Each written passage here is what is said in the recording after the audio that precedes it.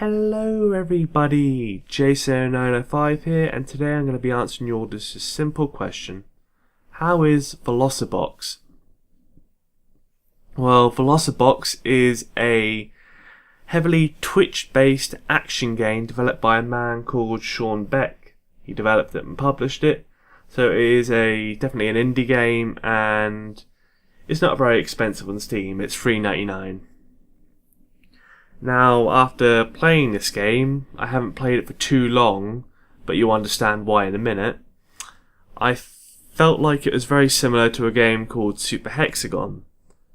And I say similar, I don't mean a copy. This game does enough to warrant itself as its own game, and feels different enough to Super Hexagon to be its own title. To start us off, I'm going to be checking out the options. There aren't many options for this game, but there don't really need to be many options for this game. So you can change the settings here. You can turn on and off the sound effects. You can turn on and off the music.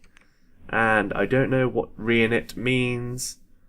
I turned it on and closed the game, but for some reason it's turned it off again, so I have no idea what it does. Maybe I'm just being an idiot, I'm unsure. You can also change a couple of options in the launcher. In the launcher, it gives you the options to change the resolution. I've got mine on 1920 by 1080. And you can also change the graphics options. I believe there's 5 preset options, going from like low to ultimate. I have it on ultimate. It's not a very graphically intensive game, so a lot of people will probably be able to get away with ultimate, to be honest. There's not really much else to go into. You can check out the leaderboards, see how you rank against your friends, most likely. Or just random people. Apparently I'm 123rd in the world. Who would have thought? Maybe not too many people have this game at the moment. But I'm alright being 123rd.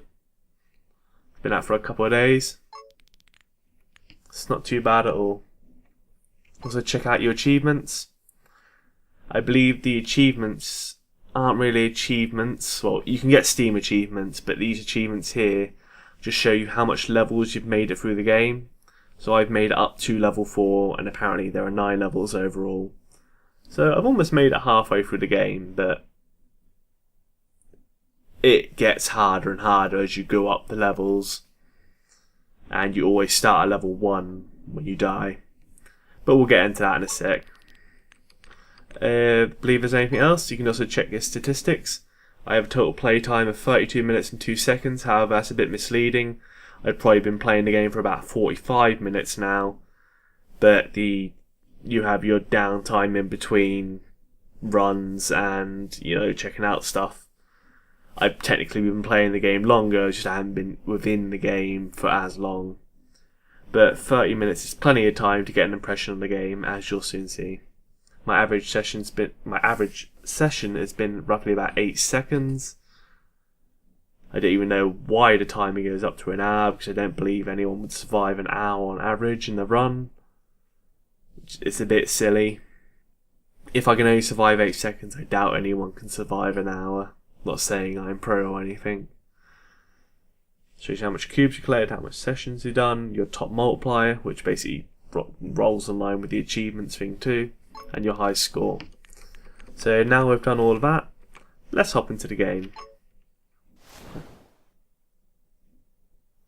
You've got your controls here. You can move left and right with the arrow keys and flip with the up button. This game does have controller support. It lets you rebind all your controls on the launcher. However, I haven't even tried the controller. I felt like this game's been fine with the keyboard.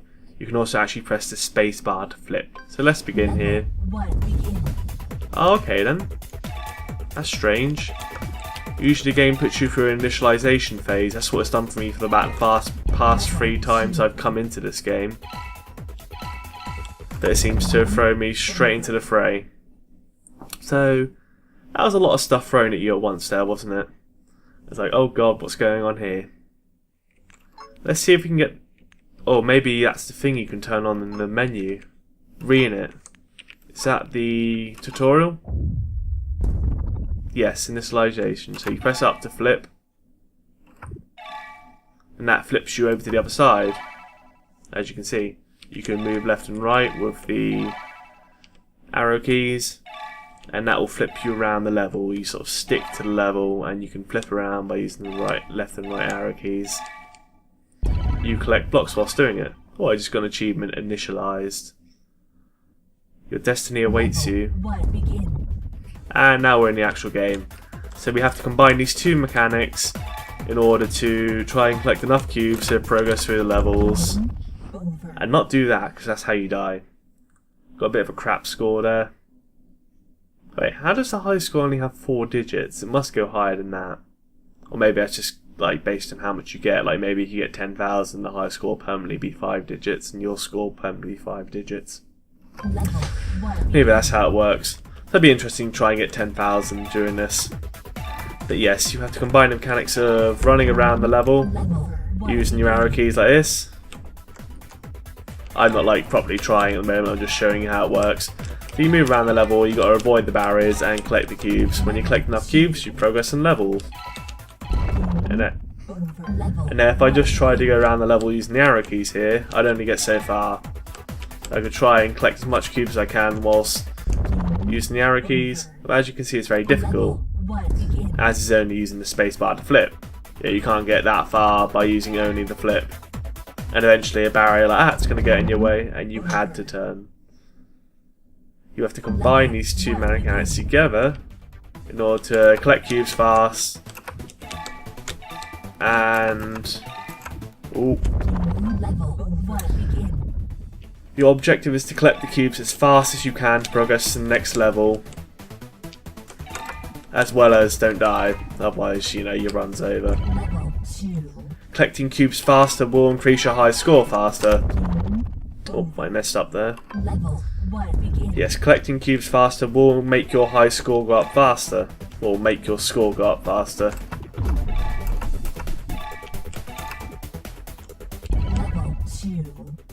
Being on a higher level will give you a score multiplier.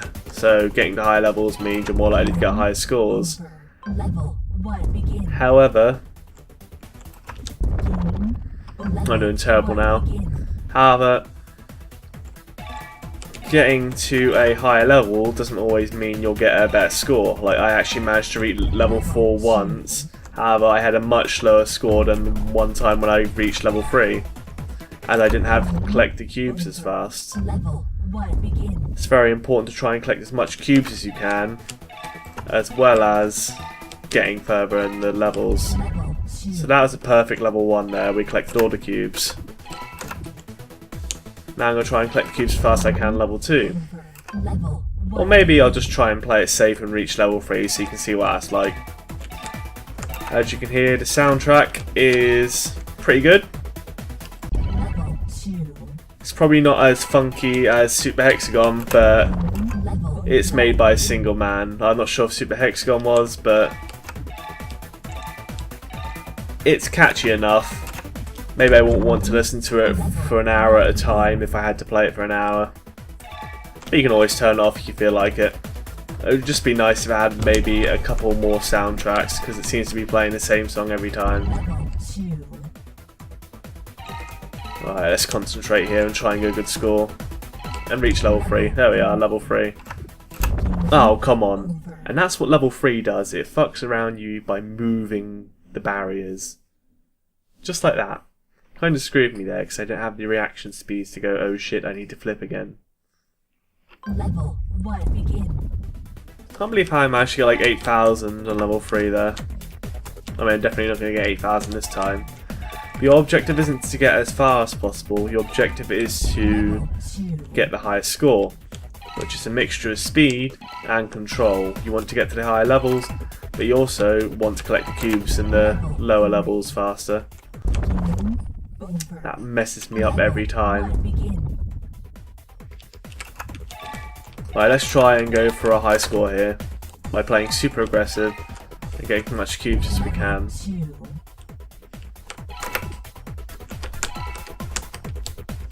Right, let's get all these cubes.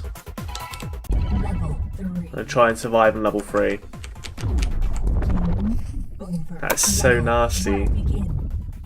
Alright, let's try and get a good score here. And yes. And we'll quit the game soon because there isn't much more to explain, to be honest. You've seen most of the gameplay, you see how the levels develop. What else can I say? Every time on level 3, them things get me.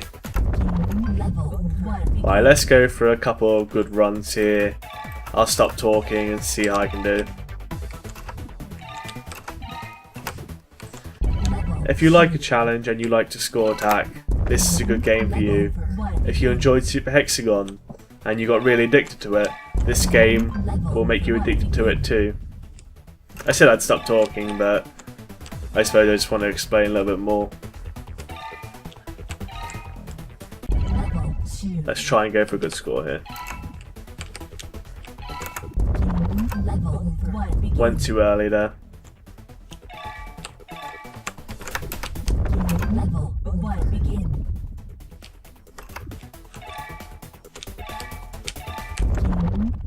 There's 2 stages of getting used to a level. You get used to surviving on it, and then you get used to being aggressive and getting all the cubes on it, like that. I couldn't do that before. No way could I. Oh, come on. There's 2 cubes there. Just ruined all my potential there. I did really good on level 2 though. Trying to be greedy and get all the cubes.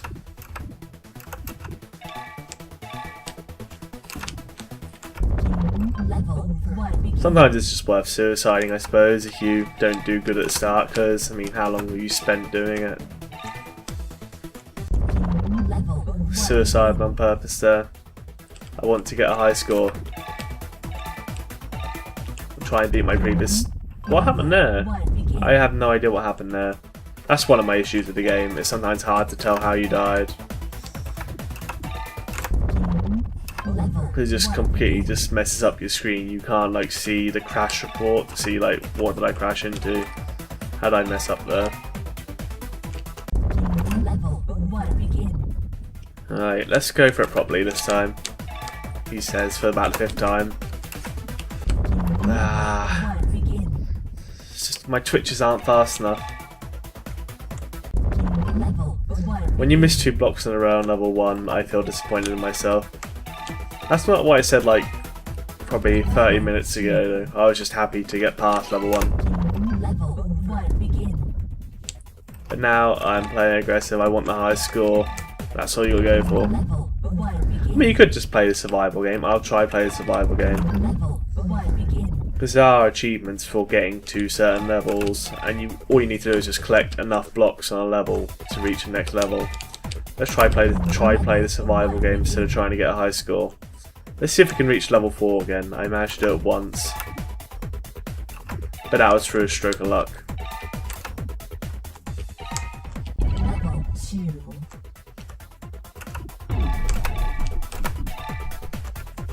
Oh god. Yeah, I just lost it there. I got nervous and shat my pants. Once you lose it, you've usually lost it unless you're lucky. And I can imagine on the high levels, you ain't gonna get lucky, you have to do perfect.